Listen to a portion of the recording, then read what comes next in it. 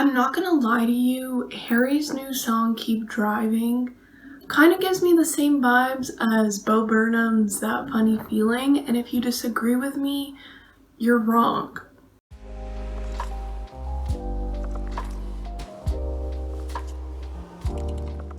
Hi, hello, how are you? If you're new here, it's nice to meet you, and if you're coming back, we're best friends now. I'm Alex.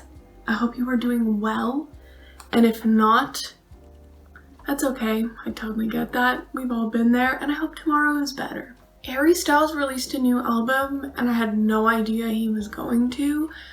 To be honest, I live under a rock, so I just did not know that a new album was coming out today. And a friend of mine gave me an idea to make a video like this, so I listened to it, and I thought about it. I wrote down like words that related to the vibe of the song, if that makes sense, or of the songs, and then I just connected them to some books. So I have some book recommendations for those of you that liked Harry's House. Listening to this album, the word that came to my mind a lot was sparkly. I don't know how to explain this to you, but this album just feels sparkly to me. A lot of the songs are kind of light. They have this like aimlessness to them, like in a positive way, kind of like how a hot summer day feels like when you're just lounging around, you're lazing about.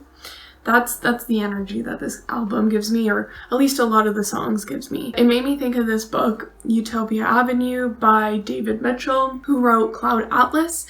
And this book is about a band called Utopia Avenue, and they kind of get together by chance. And it's set in the 60s, and it's about a fictional band, and it's just about their life traveling. It's about their friendships with each other, figuring out their place in the music world as well as a changing world.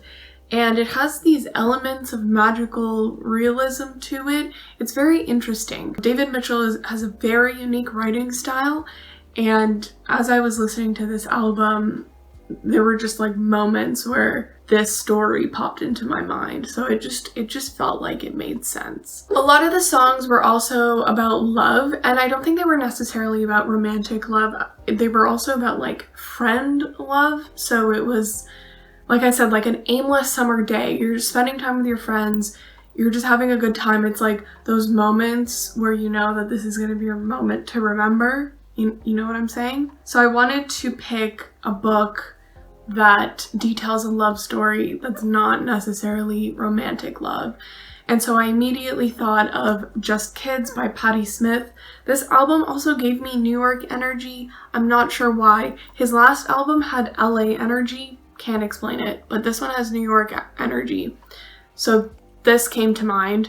It's obviously about Patti Smith and her relationship with Robert Mapplethorpe it's like their life in like the late 60s, early 70s in New York, living together. And they love each other very, very deeply as lovers and as friends.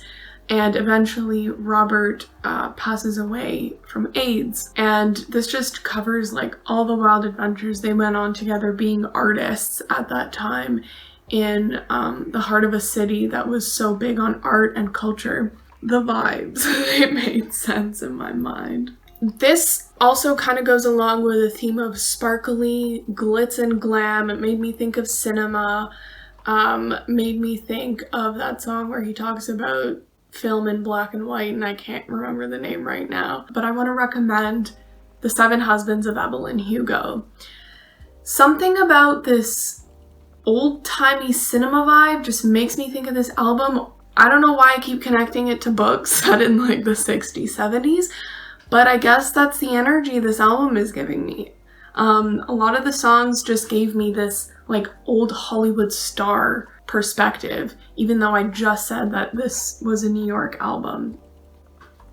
Pretend I'm not contradicting myself right now. But Seven Husbands of Evelyn Hugo, I'm sure a lot of you, if not most of you, have already read this, and it tells the story of Evelyn Hugo, who was a fictional but huge movie star back in the day, back in like late 50s, early 60s, late 60s, early 70s kind of deal. she was a sensation.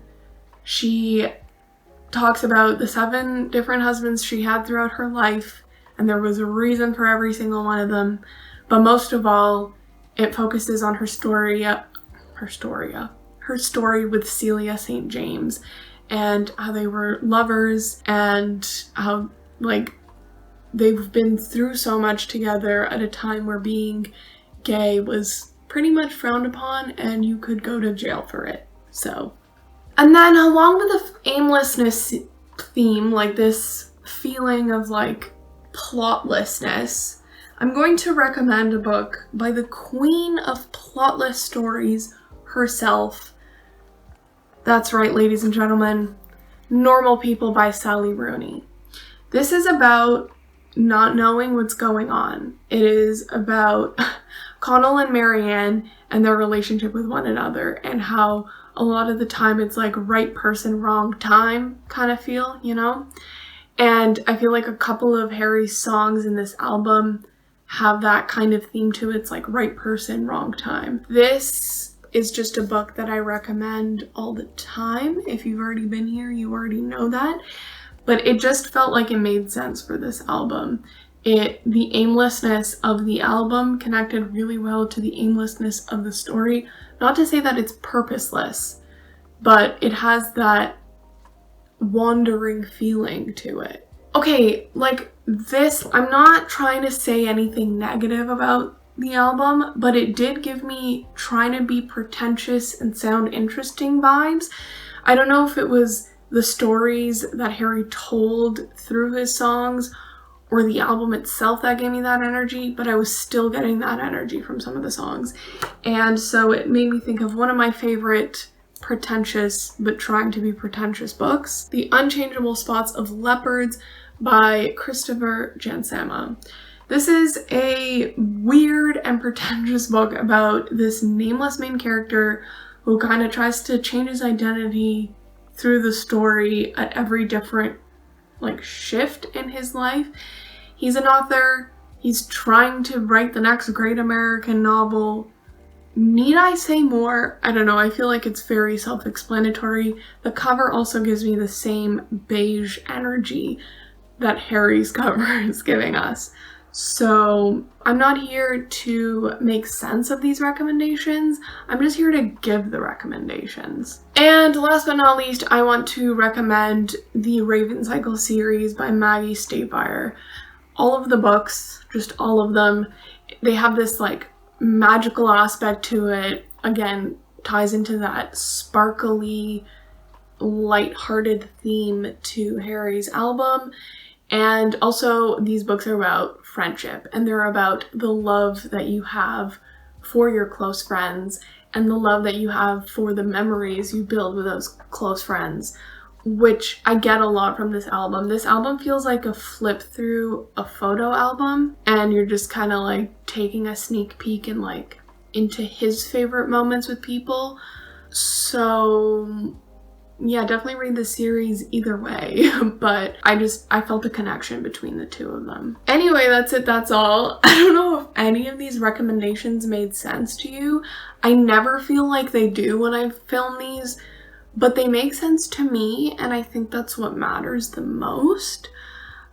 So take it or leave it. All of these books are great books, so I highly recommend them whether you like the album or not. The album was sweet and light, and it was a fun summer album. Check it out if you're interested. Don't if you're not, I guess. And yeah, I hope you enjoy the rest of your day. Like this video if you like this video. Subscribe if you want to see more of my content. And I'll see you next time. Bye-bye.